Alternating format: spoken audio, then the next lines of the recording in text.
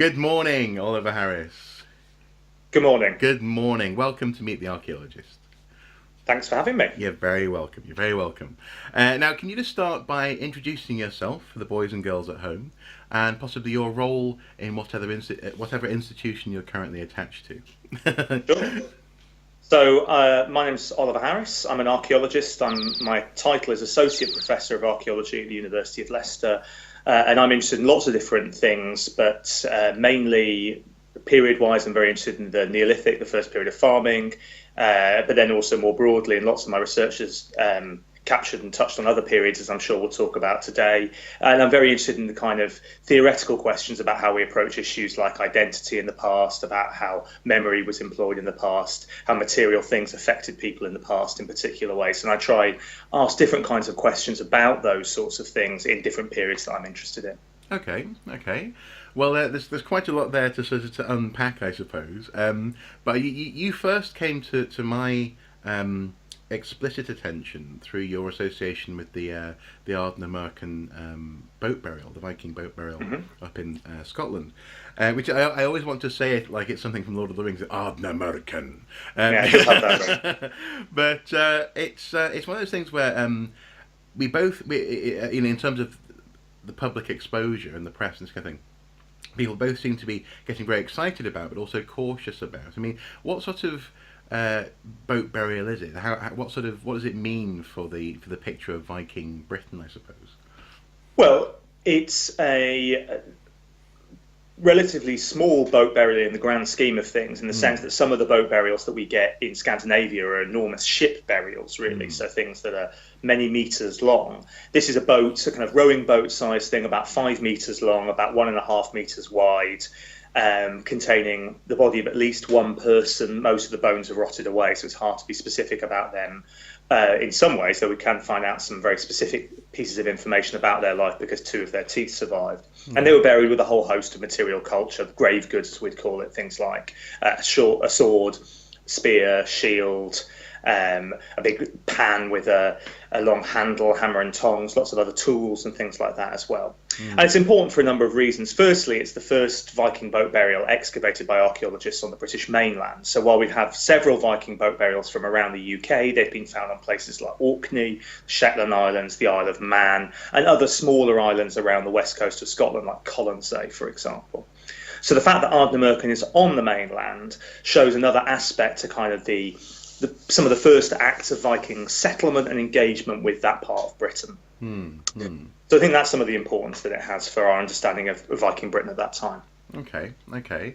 And so in that sense, it's not sort of in the same league as something like Sutton Hoo, for example. Or, this kind of thing. It's much more subtle in that sense, but also sounds as though very important for understanding the diaspora of those people into that part of the world, kind of thing. Yes, absolutely. I think that's right. I think showing that those connections and how they're forged and the process through which those connections are made. Swaddle Bay, which is the name of the particular bay that the Viking boat was discovered in, that's actually a Norse name. So we've got indications in place name evidence of Norse connections there, but we've had no archaeological evidence of how those connections began to be forged. And so finding evidence like a Viking boat burial shows how these places begin to get mapped and understood by the Vikings as that diaspora is spreading out around the top of Scotland, moving up and down between Dublin, which of course is a big Viking centre at this time, and back to the Viking world and so on and so forth. So it opens up questions around that. I mean, it's a really spectacular archaeological find as well. One of the reasons it generates such press interest is not only, or perhaps not even, because of its archaeological importance, but much more because it's Viking and it's shiny and it's got lots of grave goods in it, and that's what gets people really excited about these things. And actually, I suppose just one more thing on this particular site. I suppose in that sense, it's a good confirmation that the Vikings not only navigated the area, but they also actually settled there. So, for example, where I'm from in North Wales, there's a great big promontory called the Great Orme, which comes from apparently a Norse name for worm or monster, jutting out into the sea. Then that probably just means that they navigated past and it was named, as opposed to actually people properly settling. So it's nice to sort of transfer from almost navigational aids to actual settlement and burial in that sense. Yeah, absolutely. And a different kind of attachment to place and landscape that comes with that then obviously has effects after that time, kind of echoing through the later medieval period and up to the present day. Yeah. Okay. Okay. Well, in that case, then, as far as one of your other interests in terms of identity goes, are you applying any of these interests to this sort of burial? I mean, for example, I mean, it's actually one of my absolute total geeky loves is identity in the past. It was what I wrote my dissertation on, and in fact, I'd love to get you and Chris Fowler in a pub sometime. But I mean, is there much that you can say about identity from, for example, burial, or and so I'll just a little addendum. As some people would say, is burial actually a bit of a red herring because one doesn't bury oneself in terms of personal identity? Yes and no. I mean, the dead don't bury themselves is the classic archaeological maxim in these situations. And certainly one, you have to be aware that the kinds of identities that are being represented in the grave are not necessarily those that were lived in life. No. But I think it still tells you about concepts of identity, even if it doesn't necessarily open up specific kinds of identity for this particular person. You can think of all kinds of archaeological materials, whether it's the grave stelae in ancient Athens, or it's the way people are being buried in Neolithic chamber tombs, or the way in which people are being put in Viking boat burials. All of these things tell us interesting things about identity. But not necessarily in a straightforward one-to-one way. I found someone buried with a sword, therefore they were a warrior. Certainly, I think that's kind of too simplistic. But what something like a boat burial opens up in terms of identity is thinking about the way identity is built up out of the kinds of relationships people have with other people, with other places, with things as well. And so clearly this person being buried in this particular site is having all sorts of material things put with them that reveal certain kinds of identity or relationships they have with other people, with other places. So much of the material culture in this grave is from Scandinavia, though there's one bronze ringed pin that comes from Dublin. The person themselves, we know, was probably born in Scandinavia. It's not entirely certain. We know that through isotope evidence, looking at the two teeth that survive.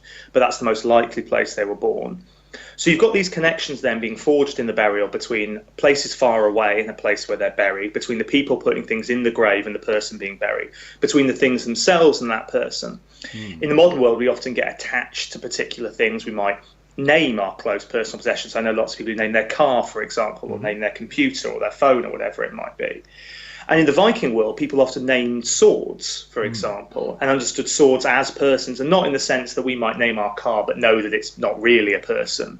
For Viking people, swords often were people. So, for example, finding a sword in our grave, which has been bent, deliberately damaged slightly, we don't know, but that sword might have been thought of as a person, might have been named, might have had an identity. And so there are other kinds of identity relationships being forged here between that sword as a person and the person in the grave, as well as those around it. So I think you're right to be cautious about saying, oh, look, we found a sword, this person's a warrior. We didn't find a sword, that person wasn't a warrior, in any kind of straightforward way. But actually what we can do is start to open up and trace out, map these relationships that are being revealed in the grave. And I think that does open interesting understandings of identity. You mentioned Chris Fowler. His work on personhood very much concentrates on how identity emerges out of the relationships in which people exist. So rather than being something essential to oneself, they're about who and what you're interacting with. And I think we can read that we can use those kind of ideas to understand identity in the Viking boat burial in a similar kind of way. And I suppose it's sort of extracting that, I think it's called, is it individualism? This sort of idea of, as opposed to being individual, your identity is attached to other things. I suppose there you have an interesting parallel with possibly between the identity of the sword and possibly the deceased person as maybe being connected. You know, one cannot exist without the other, and therefore potentially the sword has to end with the person, potentially. It's an interesting web that emerges. Yeah, absolutely. I mean, if you look at where notions of individuality come from, or what the kind of analogy that Chris is drawing is with places around the South Pacific and Melanesia, and there the circulation of goods, particularly cooler shells and things like that, it's absolutely critical the kinds of biographies they build up, who they've been associated with. And this forms the personality and the identity of the object as much as it forms the personality and identity of the people who are using it. So absolutely, I think you could imagine the sword and the person as being potentially completely intertwined in this context, and there not being any kind of clear separation between the two. And as you say, the death of one might imply automatically the death of the other in that sense. And then I suppose that also has interesting connotations for later mythology. So, for example, not that I necessarily want to go down this road, but for example, when you look at some people suggest that, for example, the myth of King Arthur and the sword and this kind of thing being pulled out of a stone is similar to various processes of rebirthing weapons having been reforged and all this kind of thing. So it's very interesting how you can maybe even rebirth a killed identity in that sense as well. But actually, should we just take it like a step back further in time? So I'm curious about how then do you try and apply some of these notions to, say, for example, the Neolithic context, because there is a certain, I've come across the term the ladder of inference, in the past, whereby it's much harder to be specific, basically, about things which are further back in time. And so how does identity relate to a period, to periods which are orders of magnitude, in terms of further back in time? So in the Neolithic, where you really can't say what was happening on Tuesday, the 11th of April or whatever, how do you start to pull at threads and create, I suppose, theories or ideas of identity in the Neolithic? Well, I think there are a number of different ways you can go about it. One way is actually quite similar to what I was describing for the Viking boat burial, which is about starting to trace different kinds of relationships and effectively looking at broader patterns. You may not look at one burial in quite the same way that we'd look at a Viking boat burial, but you can start to look at how bodies are being treated over a wide area. So we might note that in lots of periods of prehistory, for example, we don't get very many burials at all. So if we went back to the Mesolithic, the last period of hunting and gathering, for lots of people in Britain, we don't find much in the way of burial. So that means that people are being disposed of in a way that doesn't show up archaeologically. They're not being buried in cemeteries in the same kind of way that medieval people were, for example. And that's quite interesting, and that's informative about the way in which bodies and landscapes, for example, might relate to each other, or the idea of what happens to a body or to an identity after you've died. We can see in other periods where body bones are distributed around the landscape, periods of the Paleolithic, for example, where, again, I think that information is telling us things about how identity at a broad scale is being thought of. It may not be what a particular person's identity was, but we can start to think about categories of identity, ideas around identity, modes of identity, if you like, that might have existed. In the Neolithic, for example, we get different ways of treating dead bodies around Europe. So you might get cemeteries amongst the first farmers in Germany, a group called the Linear Band Ceramic, or you might get Neolithic monuments, big chambered tombs like we have in parts of Britain, including in the same bay in Ardnamurchan where the Viking boat burial's from. And their bodies are being broken up, sometimes mixed together after death. So that's telling us something else. If people are breaking bodies apart and mixing them together quite deliberately, sometimes with other human bodies. There's a site called Fussell's Lodge in Wiltshire, where people have taken two different human bodies and reassembled the bones of them together into a single skeleton. Now, that's not accidental, that's not a mistake. These are people who are used to working with human bones. That's telling us something about how they're conceptualizing how identity for these people emerged. At a site called Windmill Hill, a causewayed enclosure, which is a kind of set of interrupted ditches that dates to about the same period, we have a child's femur, a child's thigh bone, inserted inside a cattle humerus. So you've got a cattle's foreleg bone. So you've got bones, people and animals there being physically combined with one another, associated with one another. And again, I think that's telling us about how people are conceptualizing people and animals and their identities in the past. Now, again, this isn't going to be about what was Jimmy's identity on Tuesday the 3rd of April or whatever it might be in 3700 BC, but it is about how are different categories of identity being understood. I think one of the things I'm writing about at the moment that I'm quite interested in is why we haven't really had big stories about how gender, which is a classic identity category, is understood in the Neolithic in the way that we do in the Bronze Age and in the Iron Age and in later periods. And typically that's been understood slightly in the way that you were indicating, that there's a kind of a lack of evidence once we get so far back. So the Bronze Age gives us good evidence for gender, and the Neolithic doesn't, and that's because it's so long ago, it's further ago. But actually, the quality of evidence from most areas of Neolithic life is at least as good as it is for the Bronze Age in large parts of Europe. We've got lots of burials, we've got lots of houses, we've got lots of art, we've got lots of things like that. If people wanted to represent gender in the way they do from the Bronze Age onwards, which is in some ways more familiar to us today in Europe, then they could have done, but they didn't. No. And rather than what we've typically done is say, oh, well, we can't really say anything then, I think that's actually opening up that there might be very different understandings of gender in the Neolithic than there were in the Bronze Age, and indeed as there are today. So sometimes it's about recognizing that the difference in our evidence is not merely what's lacking, but that it's asking us to ask more difficult questions, if you like, to ask more complicated questions. We already discussed personhood, individuality, those kinds of things. The breaking apart of bodies, as Chris Fowler's written about, is precisely about the kind of exploring these other kinds of identity that might have existed, things that are very different from the kinds of identity that we're familiar with today. So, and in that sense, it's this fascinating potential or potentiality, as it were, in these studies, because there's this element of the reconfiguration of physical elements of body and how that relates to identity. And I think I have had conversations with people who go so far as to say, well, you can't even say that people in the past had personalities or identities, and I think it's quite clear in the way you don't, for example, go to such extents unless the reconfiguration of a body has a social impact. It's not just a jigsaw, is it? Absolutely. Yeah. So I think identity must have been there in some form. But I suppose that then leads on to, I suppose, one further thought and question, and I think this is a question primarily for those people watching. How does one? I'll try and ask this as neutrally as possible. How does one try to prepare oneself for examining these questions without bringing too much bias?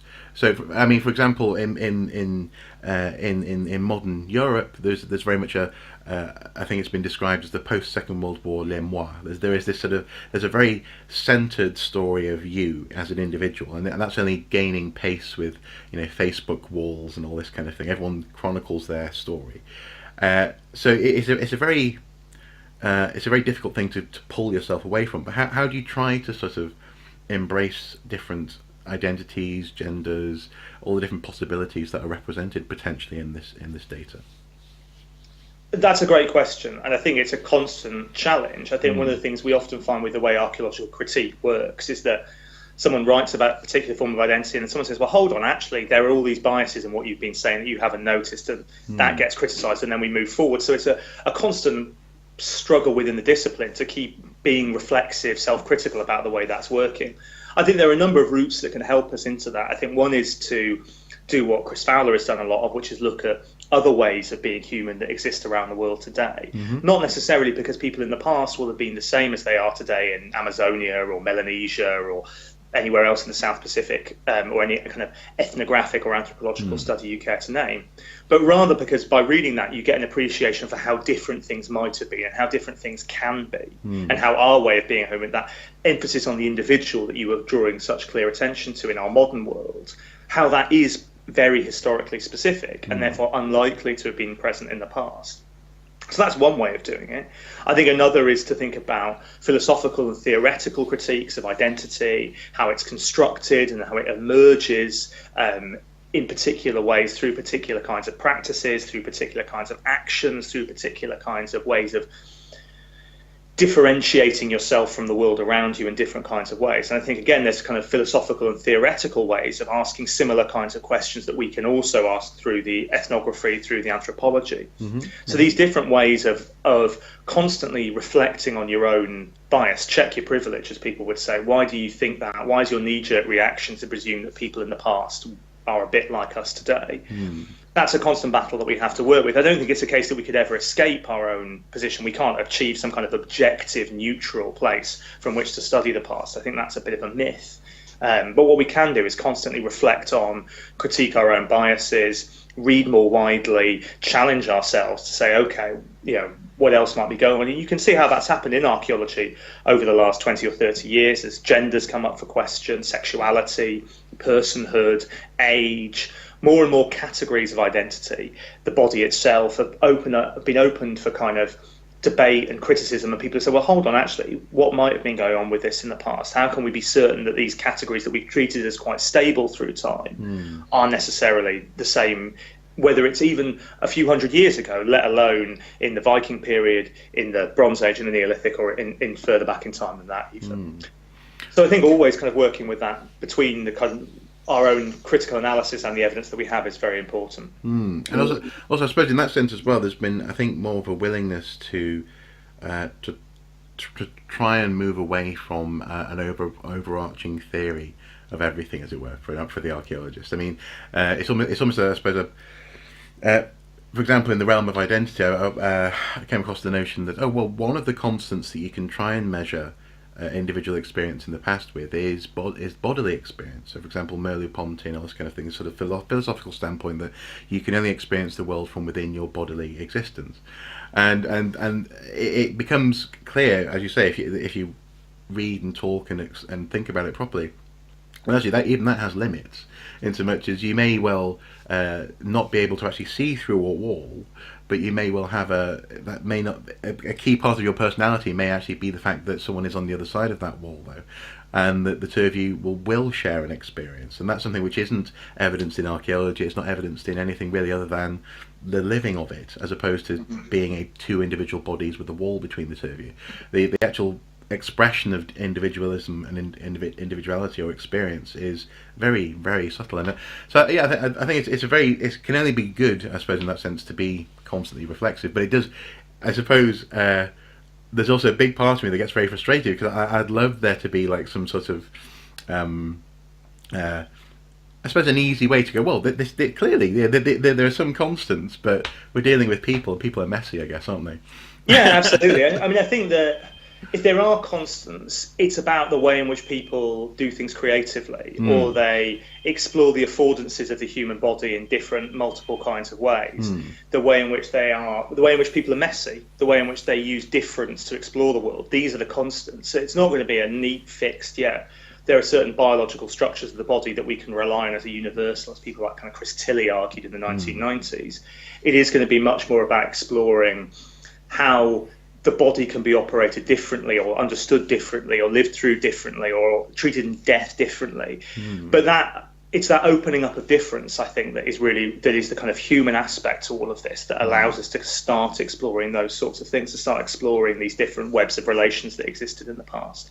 So yeah, I agree with you. It'd be great. Sometimes you think, I just want to solve this problem and move on to the next one. But actually, that never happens. It's always a case of, okay, there's this problem with it. We continue to work at it. And it's that constant refinement that's always going on.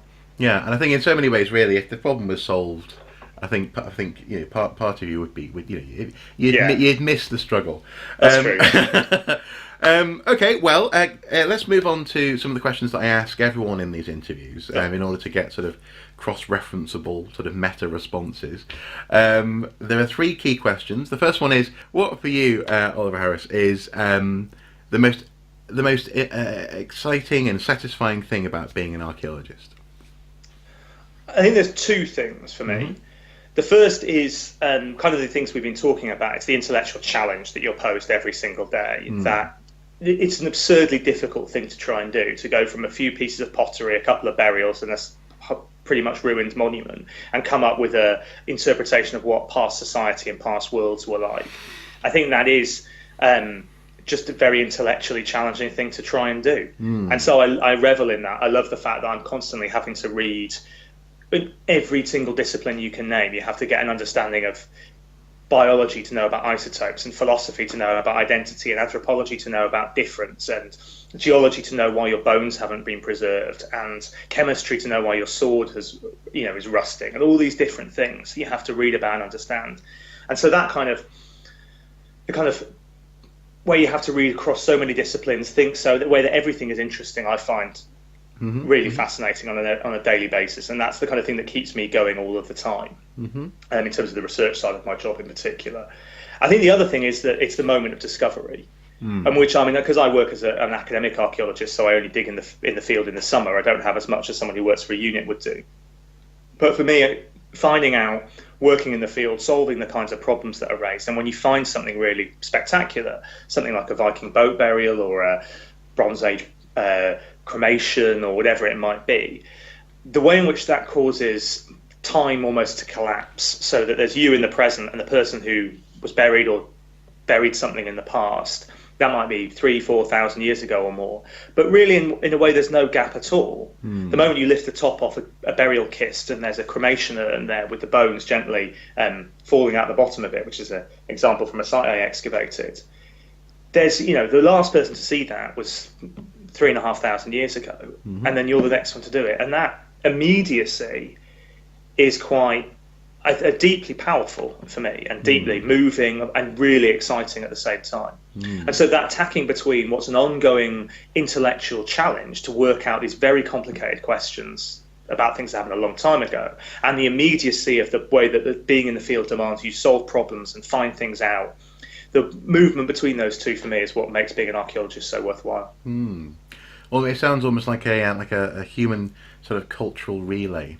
You're sort of, kind of picking up a baton of a cremation burial and running with it. Yeah, okay.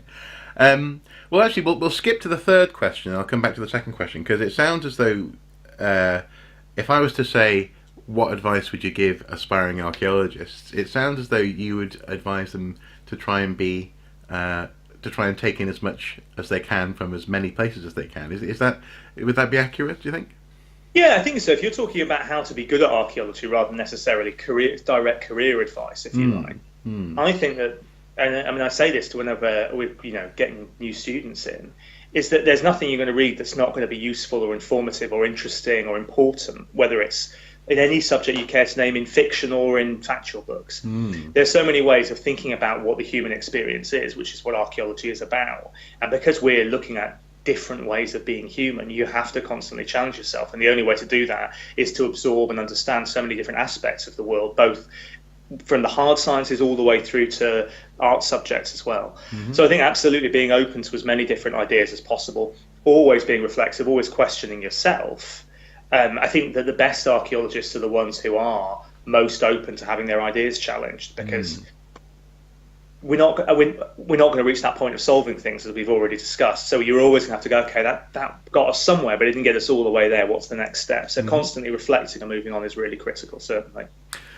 Just as an add-on to that, would you therefore say that maybe being an archaeologist makes one a good person or a better person? It's a bit, I mean, maybe. Yeah. I certainly think it makes you a better thinker. I think archaeology is a great discipline for becoming a critical thinker. And I think if it's interesting, I was discussing this with someone I know who is a conservator. So she looks after material objects after they come out of the ground and preserves them. And her background is in archaeology. But she works with a number of conservators whose background is in different areas. It might be in art history, or it might be in museum studies, or whatever it might be.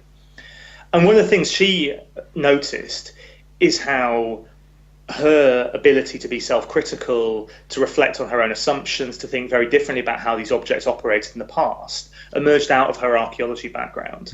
So I think that being an archaeologist does inevitably make you more critical of the received stories that you get. I mean, lots of subjects do that, but I think archaeology really rubs your face in how different people are and how the world might be different, and how your own assumed ideas of how the world works that you kind of inherit almost by osmosis as we're growing up are sometimes problematic and often quite misleading. And the idea that we know how the world really works and other people are kind of misled idiots is very, very problematic. And how you think about religion, whether you're an atheist or not, how you think about alternative kinds of beliefs, whether you believe in them yourself or not, I think is very different if you've done a degree like archaeology or something like anthropology for that matter, that makes you engage with how human beings can be very different, and makes you think about that critically. And that's part of being a better person, I guess. And I mean, there are plenty of archaeologists who aren't better people than anybody else. But I think that is an important skill to have in life, definitely. Yeah. Okay. Cool.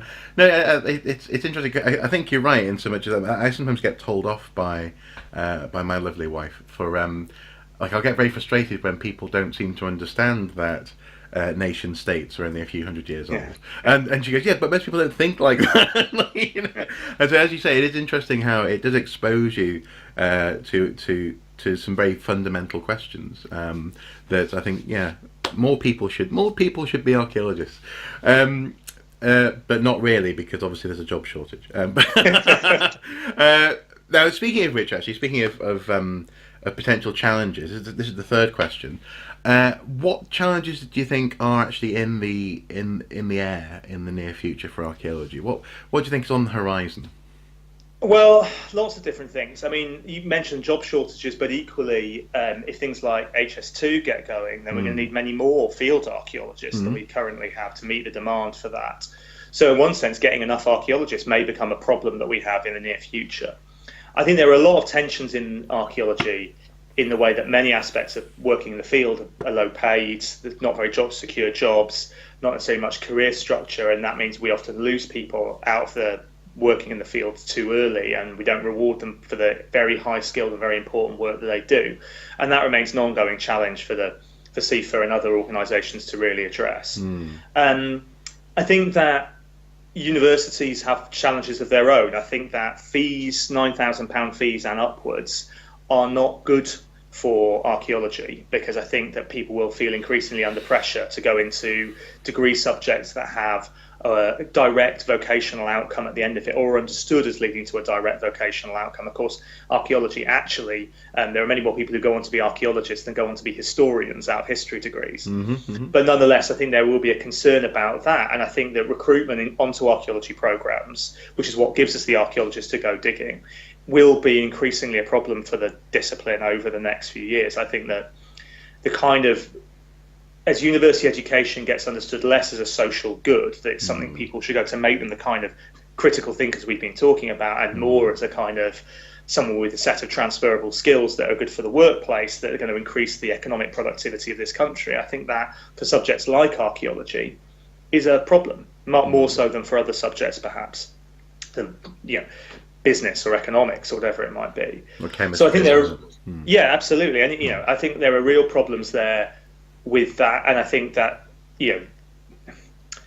that is a problem for us as a discipline, in that we are, if we want to maintain the number of people that are employed in it, and if we want to make sure that there is a real voice for archaeology, to look after the material things that exist in the world, to look after the past, to be a voice for the past, it needs to be a strong discipline both in the private sector, in the units that exist, and in universities. And those two, I think, are very much symbiotic in their relationship with one another, and a weakening in one will lead to a weakening in the other. And so preserving both of those is very important, I think.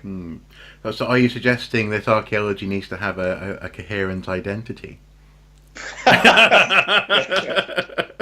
Well, obviously, no such thing as possible, but I would. I certainly think that there are ways in which archaeology could be better at making its voice heard as a discipline. Absolutely. I mean, I think the recent dropping of archaeology A level, whilst actually very few people took it, if you come to Leicester where I teach, 1 or 2 people a year will be coming into our first year with archaeology A level. It's the way it's understood by people outside of the discipline. That's a real negative blow for us. The way in which other people in a university will say, well, they will assume that our recruitment will suffer. The visibility of the subject goes down, and that's always negative. I mean, we're still suffering from the loss of Time Team. That was such a great part of getting archaeology onto the TV, and getting young people interested in the subject, and keeping the public engaged and interested in archaeology. And I think that we could really do with something like that to reinvigorate desire and interest in our subjects again. Well, and in that sense, I think there's one. One shouldn't undervalue the fact that actually one of Time Team's strengths and another similar media strength was actually the exposure to process. Because with, for example, the dropping of the A level, yes, okay, that there's the potential that within universities you may get people assuming that there's less potential for students. But beyond that, it sends out a signal that somehow actually that archaeology is a hobby. That it's not actually a stringent and coherent thing to do. It's rather just something that you dabble at. And I think Time Team did a very good job of, despite things like the 3-day limit and all this kind of thing, actually exposing you to reason, process, structured digging, and also the logic of how the excavation proceeded. It wasn't just people tinkering in a field, And I think there's something there, I think, possibly, which I think the archaeology A level is linked to there in terms of public perception, certainly, yeah. Okay, so in that sense, then you'd want to see someone, I want to see some sort of inheritor of the Time Team kind of level of access for the public. Yeah, I mean, and there are lots of individual programs that do. There's Digging for Britain, or there'll be, there's documentaries. There was the recent Orkney documentary with Neil Oliver and things like that. All of which is fantastic. It's great to see archaeology on the TV. But I think what Time Team did, and what you're absolutely right about, it was really about archaeology, not about a site, because it changed every week. It was about the process of it, the problems of it, the challenge of it. The fact that geophys becomes a word that millions of people know about is something you wouldn't get out of any of these other documentaries that have come about since that, in that sense. So I think absolutely that kind of, I'd love to see some kind of public forum like that. And actually, it just occurs to me in that sense as well, with in terms of nostalgia for Time Team, you also had a very strong sense that, for example, when it came to the geophys guys, that they were really sticking up for what they did, as it were. That they're often arguments which are very, in that sense, very real arguments between people who are very specialist in terms of reading that data, and then the people who have to do the digging of it. Again, there's something about that as a. If this was no one, I suppose, and put it another way, no one questions. When you look at, say, a law drama, whether or not there are lawyers who are professionals out there, whereas for some reason there's not an archaeology equivalent, and I think Time Team was the closest to sort of getting somewhere towards that, I guess. Certainly. Apart from that terrible TV series a few years ago called, was it Bone Kickers? Let's gloss over that. Let's not talk about that. Okay, grand. Well, I think that's everything really. I suppose one final thing. What's coming up for you? Anything interesting in terms of your research interests? Well, I've just finished a book that's coming out next month called Archaeological Theory in the New Millennium, which is co-written with a guy called Craig Cipolla, who is an archaeologist in Canada, a curator at the Royal Ontario Museum, and we've written a book about the kind of changing ideas around archaeological theory, a lot of the things to do with identity and personhood that we've talked about today, to try and introduce colleagues and students and others to some of the newer ideas about theory that have emerged in the last 15 or 20 years or so, and that's coming out with Routledge in June, so I'm very much looking forward to seeing that. It's been a lot of work. Okay, when that's available, I'll put a link in the video description below if people are interested. Cool. That'd be brilliant, thank you. It should be relatively affordable, hopefully, unlike a lot of academic books. So we've got that coming out, and then after that I've going back to Ardnamurchan this summer. So looking forward, we're digging a Bronze Age enclosure that we've done a bit of test trenching over. We've got to go and look at that a bit more. We've had one cremation burial from just outside of it, so hopefully a few more. We're looking to see what that is. Maybe it's a ploughed out barrow or something. We've got a few other things to look at, so we've got 3 weeks of that digging up in the summer, which I'm very much looking forward to. I don't think it'll be making the news quite in the way that Viking boat burials do, but still very interesting for what I'm interested in. So those are the main kind of things coming up soon. Excellent. Well, good luck with that. And if you're up for it, I'd love to hear more about the Bronze Age enclosure when you've done that this summer. Sure. Let's check back in. Well, again, thank you so much for your time this morning. And incidentally, just for those people at home, we've actually been trying to get this to happen for the past couple of months, and just things have been crisscrossing and everything. So I'm so happy that I've been tied down, you were tied down, we made this happen. There we go.